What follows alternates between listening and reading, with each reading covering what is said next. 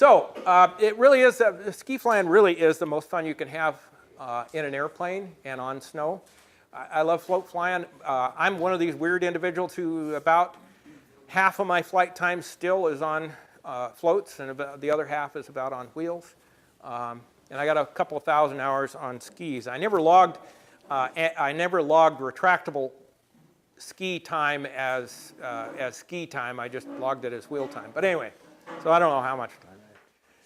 So this is up near Mount McKinley. This is one of the unnamed glaciers near Mount McKinley.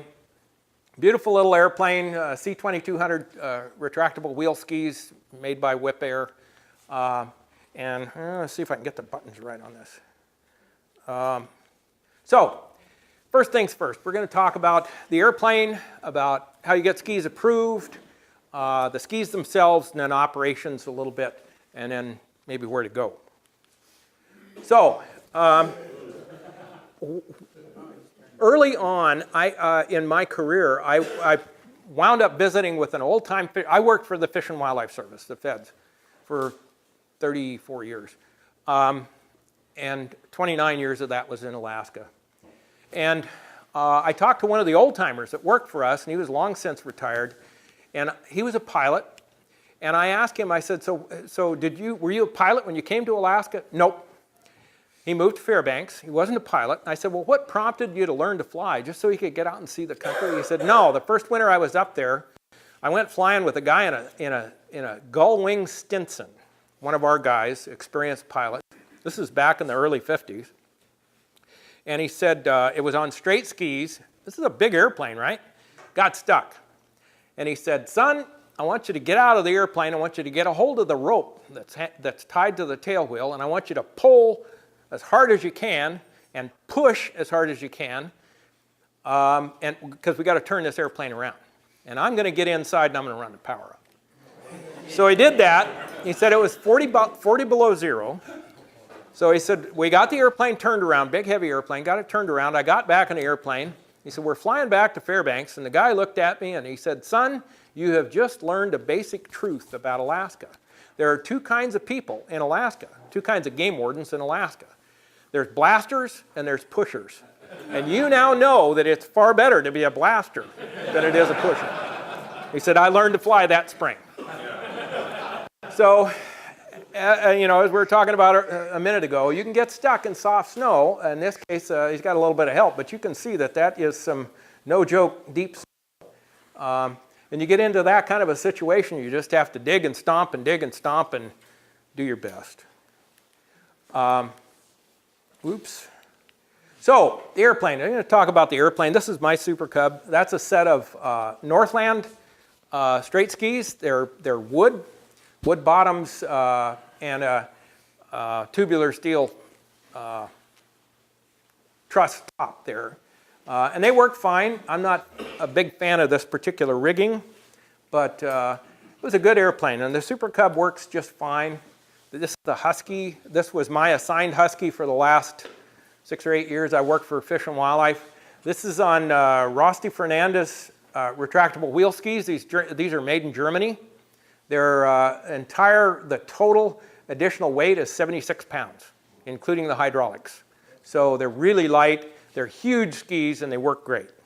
But anyway, big wing, lots of power. 180 horsepower, constant speed propeller, big skis. This is, to me, this is the ultimate ski machine right here. Okay. And you go to the other extreme. You got a big wing, a light airplane, a J3 Cub, and little bitty skis. But it depends on what you're landing on, you know. And these two can be super good little ski planes, particularly one with a 90 horse, 85 or 90 horse. Those skis are a little marginal for deep snow, but they'll work in stuff like this. You got a kind of a groomed strip here and bare ice. The Stinsons, these are Schneider penetrations, or excuse me, these are, yeah, Flylights. Thank you. Flylight 3000s, retractable wheel skis. They got a plate, and we'll talk more about them in a little bit. And then if you want to get serious, right? Turbine Otter. This is K2 Aviation. They have 5 of these, I think, that they fly up onto Mount McKinley. or Denali now, got to be politically correct. And I get questions from people. They say, well, I got a tricycle gear airplane. Can I put it on skis? Well, yeah, you can. This is a straight ski 206. Actually worked great. This, you know, a 150 might be a little marginal. This one happens to have a 150 horse engine, so it'd do all right. Now, if you really want to get serious, this was actually flown by an old friend of mine who's passed now, but he did cold weather test, and he flew this airplane and the DC-3 and the P-51 all on retractable skis. These are retractable skis. They actually, the gear articulates up into the nacelles, and those skis came up flat underneath the nacelles. And I asked him how the thing worked, and he said, God, it was great. He said, it was just fantastic to fly, and he flew this and the Mustang both on skis. The DC-3, these are big retractable skis. If you watch that Canadian program about the DC-3 operation up there, they've got a little bit of that stuff on this. And then, you know, you got the New York Air Guard, who flies support for the guys down at the South Pole. So lots of different airplanes. The first place to look, so we're going to talk about approvals. How do you get a set of skis approved on your airplane? First place to look is the type certificate data sheet. So this is the type certificate data sheet for a part of it for a Cessna 170, and it's got a whole bunch of skis listed, including you know, you got to have this placard, etc. So it gives you a lot of information there. So if they're on your type certificate, basically it's a logbook entry. You go to your mechanic, have the mechanic install the skis, make a logbook entry, change the weight and balance, and off you go. So pretty easy. And that was my airplane with those skis. These are AWB 2500 retractable wheel skis. Other approval options: supplemental type certificate, STC, or a field approval maybe. They still field approve skis in Alaska. I don't know about down here. I kind of doubt it, but it's always worth a shot. If you can find somebody else who has a field approval for a particular set of skis on a particular airplane make and model, see if you can get a copy of that field approval.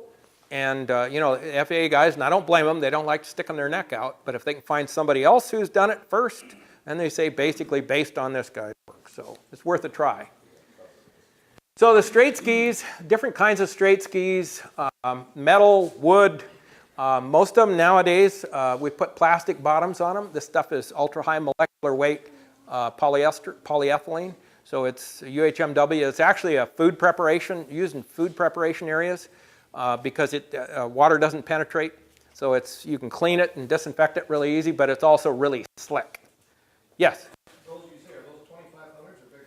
No, big skis. I think those were 3000s. Okay.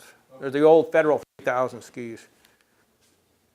Aeroski, which is in Bruton, Minnesota, down here, that's a couple of their skis that they make. Aero 3000 on the left. I think that's a 2000 or 1500 on the right. I'm not sure. And that's a set of Aero 3000s on a Husky and me in a little earlier days in an A1 Husky, Model A1 Husky. Landis Airglass made these skis. So there's a difference between these skis, and that's something you need to consider. These are kind of short but wide skis, and these are pretty long but fairly narrow skis. These skis work pretty good if you got rough snow because they're longer, and so they tend to bridge the irregularities pretty well. Whereas those short wide skis turn better in deep snow. So, you know, whatever. They're all good skis. If you're operating straight skis, you need to get your airplane in and out of a hangar. This is a good operation. These are all homemade, but there's 3 or 4 or 5 different outfits around that'll make you a set of these now, but pretty easy to figure out how to make handling wheels. You can cam the thing over, jack the airplane up, push it into a hangar, get it out of the hangar. These are Trick Air penetration skis. Again, Trick Air is, they're in Wisconsin, I think, aren't they? Minnesota. Minnesota, okay, sorry. Thinking of somebody else. Anyway, so use this to illustrate some things about the rigging. You got an aft safety cable or limit cable. It limits the ski's ability to go down. You've got a forward safety cable or limit cable on the front. And then a bungee. And there's two different cables here. One stretches a little bit and gives, and this one doesn't. So the bungee helps to keep the ski tip up when you're in flight in normal operations, and the limit cable keeps it from going over. Okay. I don't like attaching these fittings here. I like to put them up on the lower engine mount. The reason being, here they have to be exactly the right length. If they're just about an inch too long, that ski can go over. And that's the beginning of a bad day at Black Rock. So here's a picture of the skis in flight on a Citabria. A Citabria is a great little ski plane. These are Landis version, air glass versions of their wheel penetration skis. And again, all of these penetration skis, there's basically a hole in the ski somewhere where the main tire goes through. They typically have a little tail wheel on the back. Those tail wheels will create enough drag that you cannot get airborne sometimes, depending on the snow consistency. A friend of mine has a cabin on Wild Lake about 250 miles north of Fairbanks, and he goes up there in 185 and has a set of these skis. And he will land on Wild Lake, he takes the tail wheels off the skis and puts them in the airplane, because now he's on snow, and takes off, goes back to Bettles where they groom the airstrip, fuels up, puts tail wheels back on and flies back to Fairbanks and lands on the pavement. But those wheels can be draggy enough that they'll keep you from getting airborne. The way these things attach, they typically have an axle extension. I just talked about the wheels. Again, here's another set, a smaller set on a Cub. You will notice the angle on these skis. In my opinion, they're rigged way too much nose up. These are about almost 10 degrees nose up with relationship to the bottom of the wing. That's way too much nose up. You're creating a huge amount of drag, and you don't need that. People think they need those skis stuck way up because when they land in the snow, and you don't. So anyway, all you're doing that's a drag creation program. This is another set of penetration skis, Summit. These are experimental only. A little different attach mechanism, but pretty similar. They're all pretty similar. And so these are, like I say, they're experimental only. This is a Rans S7. Retractable skis. These are the expensive, heavy skis, typically. It depends on where you have to go. And one of the problems most of us have is we have to leave and return to an airport that it does not groom for skis. One of the beauties of Fairbanks, Alaska is the international airport there. They groom all the east side ramps and taxiways for skis in the winter. And they're driving caravans out there and Navajos and whatever, general aviation side, but it's a beautiful place to operate a straight ski plane. You just have to have handling wheels to get your straight ski airplane in and out of the hangar, and off you go. Anyway, this is at Talkeetna, Alaska, loading up climbers going up onto Denali. Same type of skis. These are C3600 retractable wheel skis. Now these are, I don't know if WIP is making these now. Actually, they make the 2200s. They have the type certificate for these anyway. And again, look at the rigging here compared to those others. The rigging goes up to a plate here. The aft rigging, it's a pretty straight pull. And the reason they have to do this on these is because that ski moves fore and aft as you retract and extend. To retract these skis, that ski comes up and comes forward and up because the wheel is actually resting on the ski here. So again, getting a straight pull, you can move those skis back and forth. You don't have to worry about something going over on you. This is the smaller set, C2200s, again, on a Husky. And again, I think this is a Husky. Yeah. And again, the front cables all go to the lower engine mount. And this This little harness here is, again, because that ski moves fore and aft. These are the Rosti Fernandez 8001. Thomas Dietrich, a good friend of mine in Germany, is the guy who owns this company, makes these skis. They are carbon fiber, incredibly light, and they're hydraulic, like I say, 76. I think he's got it down to 74 pounds total added weight now, including the hydraulics. And they are magnificent skis. But again, a little different arrangement here in the aft, limit cables. And these have a little different arrangement, again, because the ski comes down and moves aft quite a ways. And they're sitting, this is sitting on the east fork of the Kahiltna Glacier on Denali. And you can see there, this airplane has a tail ski on it, and I'm a big fan of tail skis, always have been. When I first got to Fairbanks, I didn't know any better. I put a tail ski on my Cub. Everybody made fun of me. I'm not too averse to people making fun of me anyway, so it didn't bother me too much. By the time 20 years later I left Fairbanks, about 3/4 of the ski planes were wearing tail skis. Not because of me, but I don't know. Anyway. These are flylight skis. In these skis, there is a plate that lives up here. Here's a hydraulic ram. You apply hydraulic pressure, it pushes the plate down. The ski pushes down and goes underneath the tire. And the tire rests on that plate. To retract the skis, you retract the plate, the ski pops up. They're great skis. They're not in production anymore. This is how they work. There's your plate. There's the ram. They're not made anymore. This is the new version. Landis Airglass makes these. They're wonderful skis. They are thermoplastic, so they're actually pretty light. They're about 88 pounds, I think, or 90 pounds for a set. And they work basically the same way. These are the folks from Aeroski in Bruton, Minnesota. And this is, I call these a semi-retractable ski. They have the ski is normally locked in the up position. It has a latch and springs, and you land in the snow with your wheel down.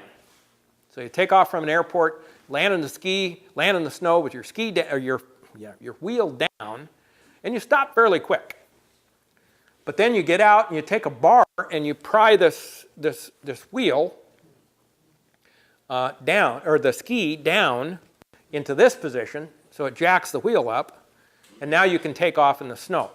Okay? And you can go land in a couple of places in snow, and now you're going back to the airport. You got a latch inside, you pull the latch, and the spring, the latch right there releases the ski, and the ski with spring pressure comes up. So like I say, I call them semi-retractable skis because they actually only mechanically go one direction, and you have to arm them over the other direction. But they work fine. They're called 2800 skis. It's another type of experimental ski. I got a friend in Idaho that's using a set of these Datum skis on a Rans S7, and he raves about them. He's landing at 11,000 feet MSL on these skis in a Rans, and claims he's never got stuck. Data tags are important.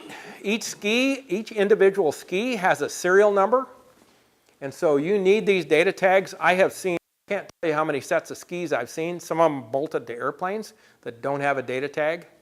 And if they don't have a data tag, they're just like an airplane without a data plate. They're not legal. So if you're buying a set of skis, find those data tags because they're important, unless you're experimental.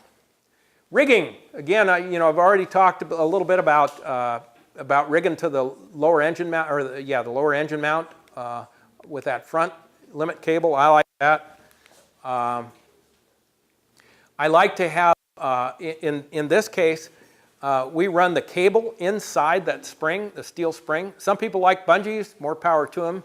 My experience in the last 20 years, bungees are crap. They don't tolerate cold weather well. You don't have quite as cold the temperatures as we did in Fairbanks, but at 40 below zero, a lot of those bungees will stretch out and they won't retract. They won't until you get them up to a warmer temperature. And that can be kind of embarrassing.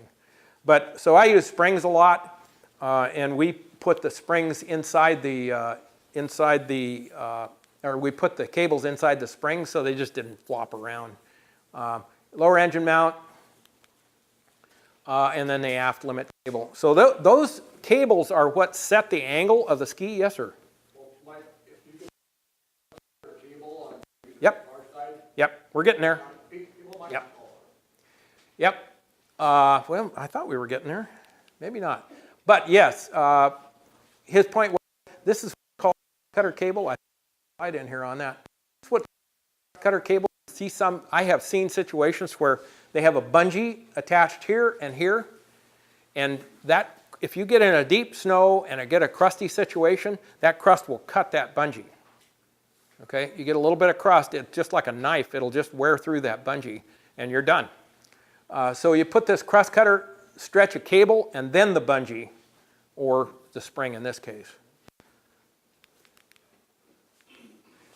Safe lifting, you need a spreader bar like this. If you're going to lift from either from the wing attach bolts or from lifting eyes if you got them. I watched two guys, a Super Cub was on floats, lift a Super Cub with a rig like this, without spreader bar, and they folded the wings. When they were done, the wings were up at about a 30-degree angle. They just folded the whole top deck of that airplane together, which is generally not a good thing. Here again is kind of a nice photo, but look at the angle on these skis. I mean, he's given up probably 10 or 15 knots of speed because of the angle of those skis, and they do not need to be tipped up in the front anywhere near that much. I like them at 1 degree, 1 degree nose up. The FAA says, at least 1 degree. Well, I know guys that put them at 0, but to keep the FAA happy, I like 1 degree. 1 degree difference between the ski bottoms, and this is about 1 degree. 1 degree difference between this and the bottom of your wing. So this is a nice pacer. It's got a tail ski. It's got a set of Aero 3000 skis on it. Here's the example I was talking about. I hadn't got there yet. This is bungees directly attached to the front of the ski. Really bad idea, because you'll get in deep enough snow and you get a crust, you're gonna cut that bungee. So there's your crust cutter cable. This is the crust cutter going up to the bungees. You really don't necessarily need that if you're using springs, but you usually have to. The spring isn't that long anyway. So you can see a little bit of slack. This is the limit cable, and this is the bungee that keeps the toe of the ski up.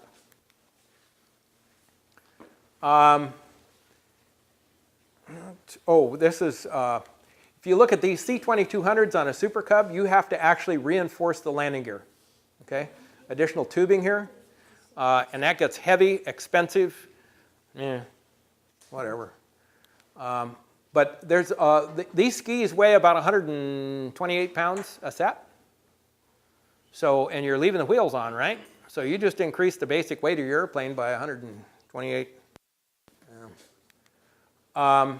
So again, look how slack these limit cables are.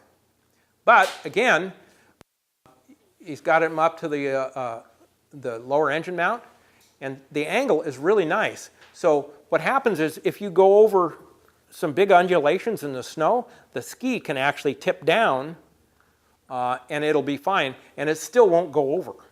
But if you have these limit cables attached back here, you have to have that limit cable pretty tight. And now the toe of the ski can't go down as far to go over undulations. And I already talked about the additional. That is Denali. That's the south summit of Denali. This is Jay Hudson and his 206 on retractable wheel skis. This is a Turbo 206. And he operated that for many, many years. Jay isn't with us anymore, but pretty fantastic airplane. Whenever the Air Guard was lifting somebody off the mountain with their CH-47 helicopters, he was their high cover. The old story, and on this you notice that the cowl flaps are are open. They have cowl flap extensions on them because they're draggy. And the little known fact about these is that 206 is limited to 3,200 pounds gross weight on those skis. And some people probably actually obey that. Whoop, going that the wrong way. The wrong button. Okay.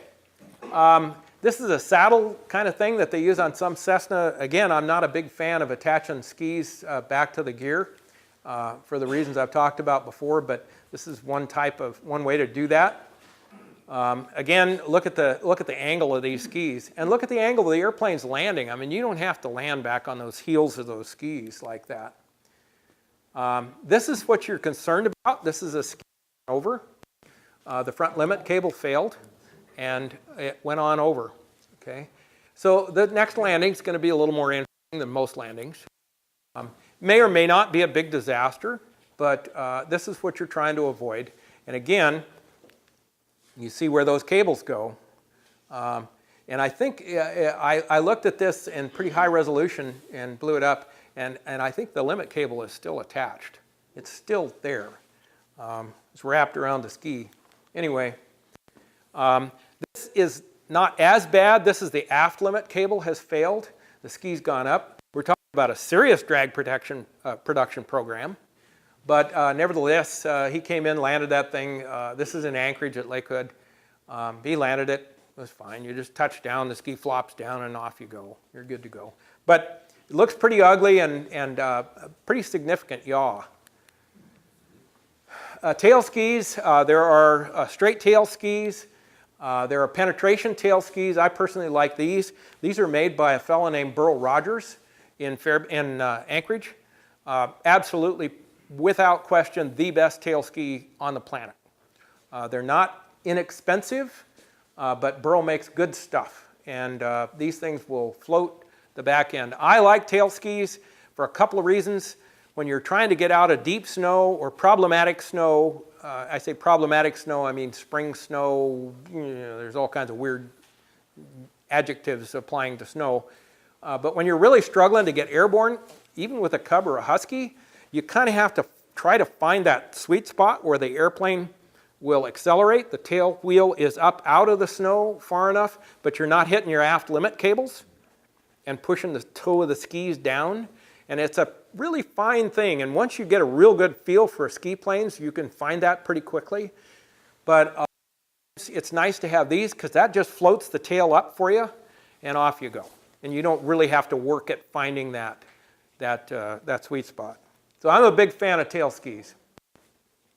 Again, UHM ultra high molecular weight polyethylene, typically put on the bottoms. I replace, these are called by the FAA wear strips. They are not skegs, so they are not a functional part of the ski itself.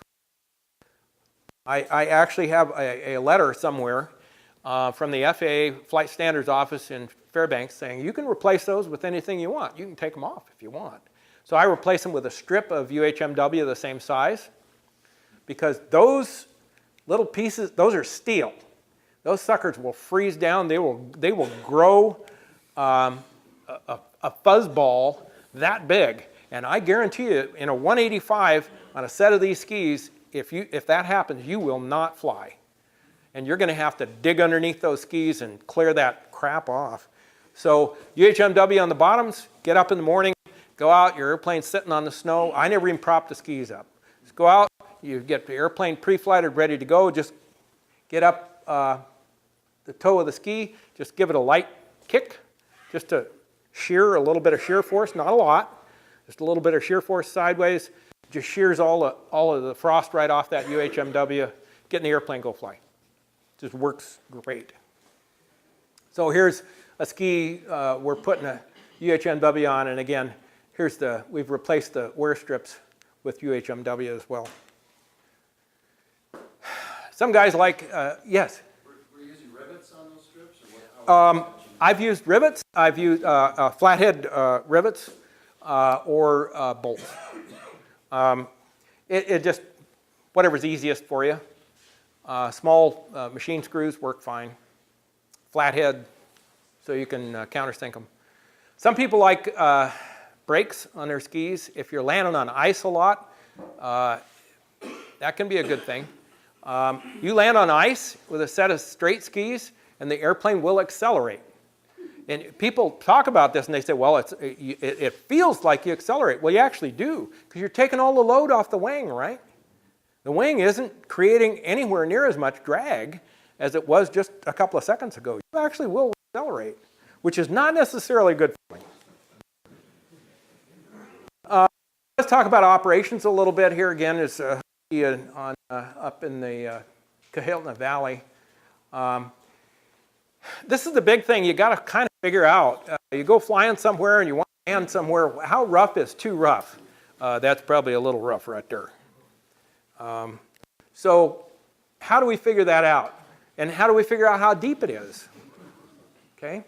And I've stepped off skis. I've landed and put down tracks, felt out the thing. Okay, this is all good. Landed the airplane just like this. Got out, boom, right up to my waist. Like, holy crap. And this airplane does have a tail ski. So again, you know, my preference, if at all possible, don't turn around. If you can avoid turning, don't turn.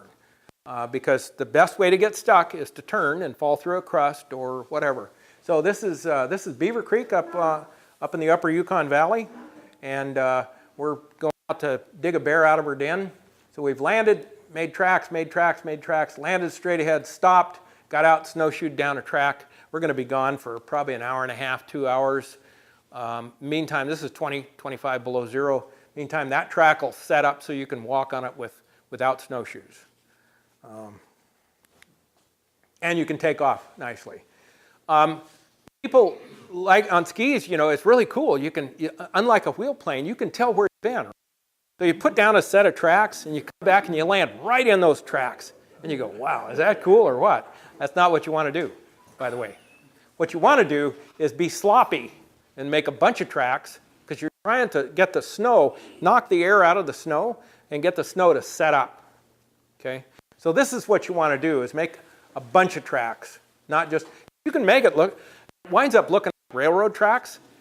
Try to drive a car on railroad tracks, right? And stay on the tracks.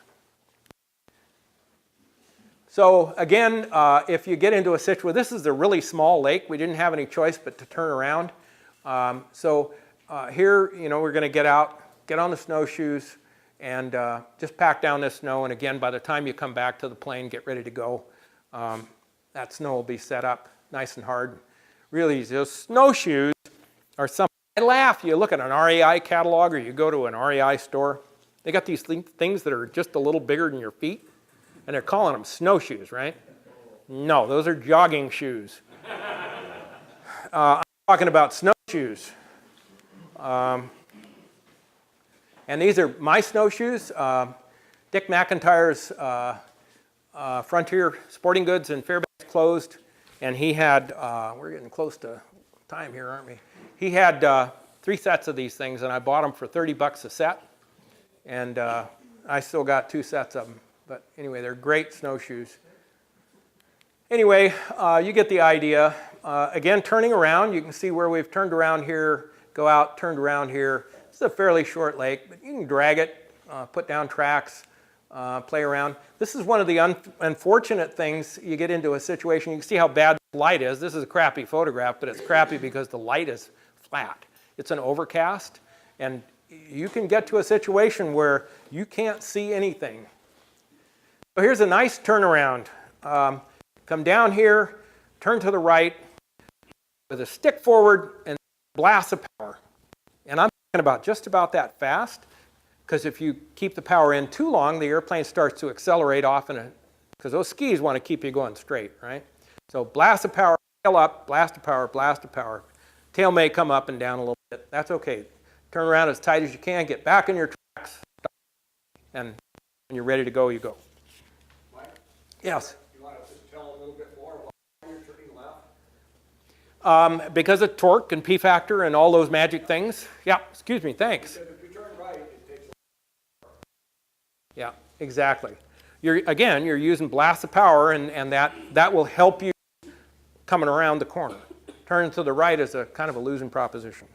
So again, this is just another photo with a similar deal. Steering. This is a situation you get into, even with a tail ski, it's not quite so bad with the tail ski, but you can see what's happening here. The tail has been riding in one of the main ski tracks, and which wants to turn the other way, right?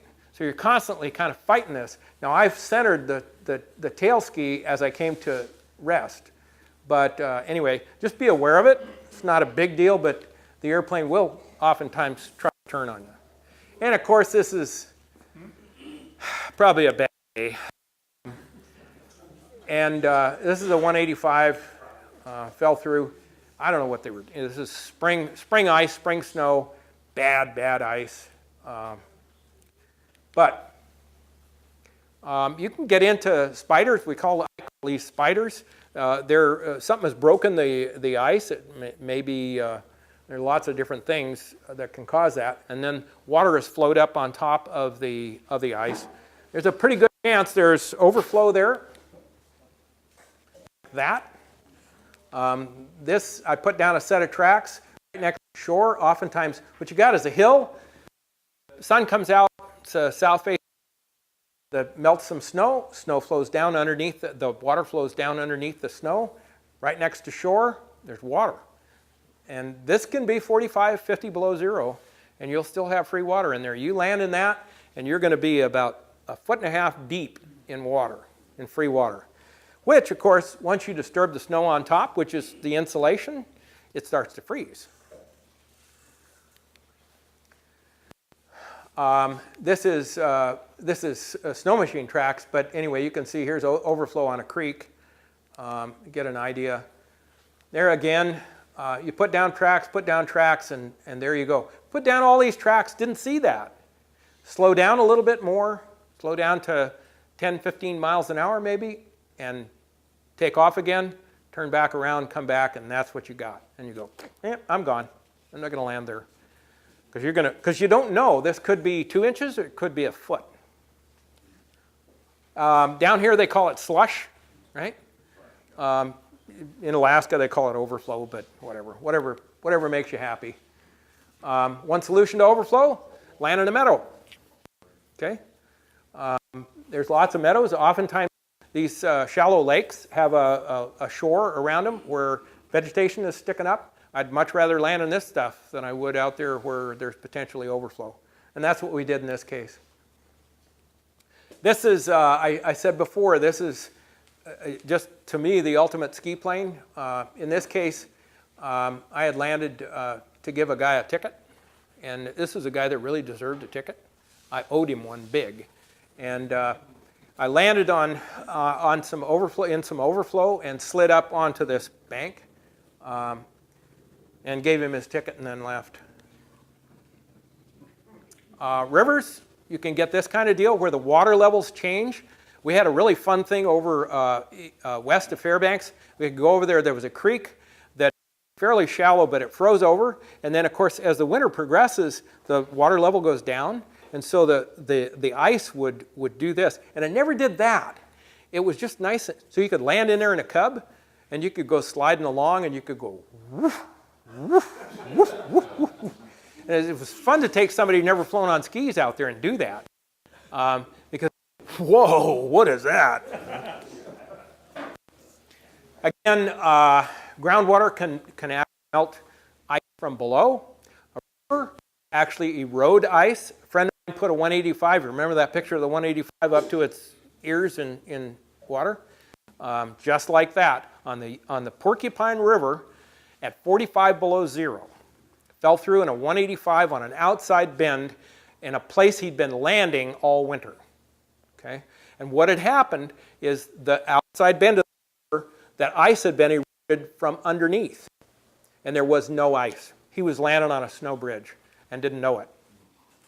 So it can happen. Be careful. Flat light I talked about a little bit. This is, you can see this is clear blue skies. This is right on the Arctic Circle, midwinter. So this is broad daylight and about as good as it gets. So it's really easy to miss seeing things like a beaver house. was taking a check ride once with Tom Ballou and 185. He said, land me in that down there. We landed in the pond. This is in visibility was probably 3 miles. Wasn't great. Wasn't real bad, but it's midwinter. Landed on the pond. He said, turn around for the other way, which I did. Did that twice. And then he said, okay, I want you to taxi back, turn around, taxi back, and then take off the other way. I said, okay. I taxied back, and that's what we were looking at. Only it was covered with snow. And neither one of us saw it. This was about 10 feet I was landing. And neither one of us saw it. It was his side, so I blamed him. But it's really, really easy to, in flat light, overcast skies, low sun angle, it's really easy to miss big stuff when it's covered with snow. At Fairbanks International, they groom that east ramp. They go out there with cans of spray paint and spray paint the snowbanks because they've had all kinds of people drive right into them on wheels. Just didn't see them. So this was the cabin I had southwest of Fairbanks. Just stick some little spruce branches in the snow to give me a perspective when the light's nasty. This is the kind of thing that you face. Where's the snow? That husky is about to touch. That's the same thing about a second later. Okay. So, and that's going downhill. Cold temperature can be good, can be bad. You need to think about taking care of your airplane. You know, this kind of thing, remove above 40 degrees Fahrenheit. Think about covers, think about covering that oil cooler, taking care of things. Propellers, I like composite propellers. These things have a stainless steel leading edge. They deal with snow. You can put a lot of snow through those props and it won't hurt them. Covers, you really have to, if you're going to be out overnight, if you're out for a couple of hours and it's cold, you need at least an engine cover. Overnight, you need wing covers, etc. This is a Northern Companion heater. I was one of the test mules for this thing when the guy first invented them. He lives down in Wasilla. They sell these now. A couple of outfits sell them. You put your little stove, little gas stove in here, fire it up, stick it up in there. And actually, in about 3 hours at 25, 30 below zero, you're ready to go in the morning with a good engine cover. So again, lots of covers. Take care of the airplane. A good hat. You lose most of your heat through my bald head. So, you know, this is a man's hat. You know how to tell the difference between a man's hat and a women's hat and a kid's hat? The Upper Yukon, Kayakon, and Athabascans. Man's hat has 3 tails because it takes 3 marten. Women's hat has 2. Child's hat has 1. So you look at the tails. You look at the tails, there's 3 tails on a men's hat, 2 tails on a woman's hat. You do not want to be seen in Fort Yukon wearing one with 2 tails. They go, really? Bunny boots. I'm a big fan of bunny boots. You can step into a foot of water, fill these things with water, 40 below zero, your feet will not freeze. Take the boot off, pour it out, put it back on. These will save your feet. Your feet will never be comfortable, ever, in a pair of these, ever. Even when they're dry, because they won't be dry for long because you sweat. But they will save your feet. So if you're operating in serious cold temperatures, these are the only to you, these are the only boots that I guarantee you will not let your feet freeze.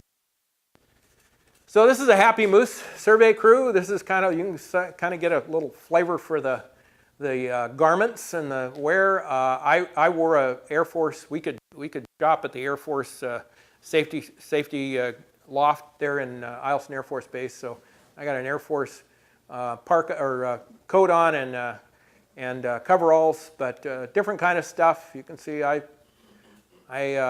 practice what I preach. This is Jim McCarran, the Yupik Eskimo from Kotlik, Alaska. This is Paul Williams Sr., the elder from Beaver, Alaska.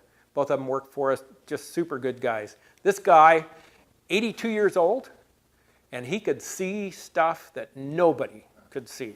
He spent his whole time in the airplane staring out the window. He never looked up. and he'd see stuff. Cool guy. He's still with us. Shovels, some kind of a saw. I like these folding saws because they fold up, put them in your survival gear. I don't like axes. I went to Air Force Arctic Survival School, and they said don't take an axe. At 40 below, it bounces, it doesn't cut. And there's a good chance you're going to bounce and hit yourself in the ankle or the foot, and now you are about to die if you're really in a survival situation. Shovel is important. These goofy things can be good. They're just bags that pull up over your feet. Come along, rope come along is good. Ice screws, I tie down overnight out on lakes with these. They screw right in and they unscrew.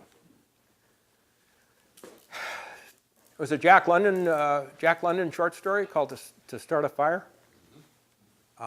That will save your life. I overnighted at 45 below zero because I broke a ski. I broke a gear leg, actually, and spent the night, and it was 45 below zero. Still got a fire going, built my one-man shelter, crawled in, got too hot in the middle of the night, had to come out and take off some clothes and get back in. It was a nice night, actually. Here's a one-man shelter. Don't really have the time to go through too much. Build a basic frame, put something over it. The Air Force says use parachute. I carried 3 gores from a parachute, from an Air Force parachute. Really light stuff. Just drape that over this thing, put some boughs on it, spruce boughs, cover it with snow. Build a door plug. You can sleep in one of those at 60 below zero and you will be toasty warm. Of course, I'm still stunned by the number of people who are still flying around with 121.5 ELTs. Get a 406 ELT. Better technology. The trigger, the switch is much better. All kinds of different devices where people can track you now. This is really cool. I used to go up for Yukon Valley and disappear for 3 or 4 days, and nobody knew where the hell I was. Of course, nobody really cared where I was either. Or if I came back, there's a lot of paperwork if I didn't come back, but nevertheless, this is magic stuff. I go out, I've got one of these things. Oops. I've got one of these inReaches. I take that thing with me. My wife can look on the computer at any particular time and see where I am and where I'm going, and they're really cool. Flight plans. We were up doing some training on Mount McKinley. Denali, sorry, and got stuck. Me and our training and standardization manager, and got bad stuck. This is a hero shot. I did this. And we were 6 hours getting off the mountain, and there were 8 airplanes and crews that were out doing training on the mountain, and so we had flight planned with them. We got back down to Talkeetna. They were gone. Went, where the hell did they go? They all went back to Anchorage, because there's better bars down there. They all took off and went back to Anchorage, left us on the mountain. Now, of course, the guy that was with me was our training standardization manager, so everybody else had a little bit of a tough check ride the next 5 days. Anyway, it really is fun. There's a lot of ways to get in trouble, a lot of great ways to see some beautiful country and just have a lot of fun. Magnificent country out there to explore, and lots of fun ways to do it. Lots of different airplanes that are just great on skis. So I really encourage you to get out there. And this is, by the way, this is how my cabin materials got to Mucha Lake, which is 110 miles southwest of Fairbanks. 10 cents a pound. Couldn't believe it. 14,500 pounds cost me $1,400. 14,500 pounds on a C-46, 1822 Mike. And they brought it down, snowmobile. You want big windows? No problem. Hire a C-46. And he's not on skis, he's on wheels. Anyway, if you want to get in touch with me, welcome to anytime. It's really easy, michael.vivion@gmail.com. There's this particular URL, a really good Arctic discuss dangerous ice conditions. And it mostly applies to Alaska, but ice is ice, right? So, any questions? Yes, sir. Your best 1 or 2 stories working for the Fish and Wildlife Service. Well, that getting stuck on a check ride was one of them. The other check ride story, we had a guy who was my check airman. I hated his guts. And I actually liked the guy a lot better than anybody else, which is kind of scary. Anyway, we took off. This guy shows up. We had a policy. You don't fly on our airplanes unless you're dressed to survive in the country over which you're going to fly, which is a really good policy, by the way, because you never know when you're going to be down there somewhere. And in the upper Yukon Valley, I mean, you can be flying, it'll be, I have landed on a lake when it was 20 below zero in Fort Yukon, 25 miles southwest of there, on a lake which elevation was 12 feet lower than Fort Yukon. It was minus 68. And I landed on that. But anyway, this guy, we had a really deep winter. We're in a 185. Showed up wearing polyester pants, dress shoes, and a sweater. And I said, I thought, well, maybe he's testing me to policy. So I pointed out I wasn't dressed appropriate for this. And he said, do you want to pass this check ride or not? I mean, that was his response. And I said, well, there's really a safety issue there. Get in the airplane, let's go. Okay. But 16 miles south of Fairbanks, I'm putting down tracks, and I'm thinking, get stuck. And I'm putting down tracks, and finally he turned around to me and he said, you going to land this airplane? And I said, you know, if I were wearing polyester pants, he was wearing cowboy boots, If I were wearing polyester pants and cowboy boots, I wouldn't be so anxious to walk 16 miles back to Fairbanks at 30 below zero. What do you think? And I pulled the power back and touched, and the snow started coming over the cowling, and he went, go, go, go! Power off we went. He said, okay, we're done. Let's go back to Fairbanks. And that was the end of that check ride. And I called our training and standardization manager and said, I'm not flying with that guy anymore. But he didn't want to fly with me anymore. Next time I saw him, he looked like the Michelin Man. Hi, I'm in Fairbanks for a check ride. Where's the guy?